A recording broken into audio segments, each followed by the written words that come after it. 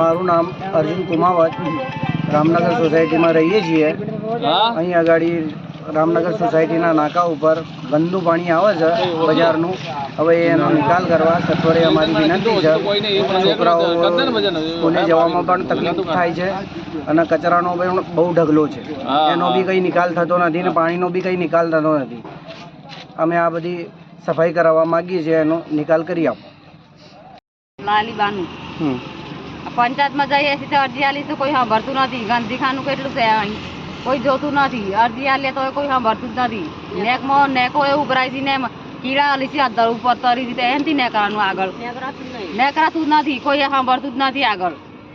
અરજી આલે તો સોરાના બીમાર ને હાર જઈ આવવા જવાનું હોય ને આ બાજુ હોય ને આવવાનું નદી ભરાઈ ગઈ છે। સોરા બીમાર થઈ આ ગાંધીખાનું કેટલું છે, દુકાનો આજુબાજુ કોઈ અરજી આલવા જઈએ તો કોઈ નથી આવતું। અરજી આલી છે પંચાયતમાં, કોઈ ખબરતું જ નથી। જઈએ ને પાછા આવીએ છીએ અમે તો।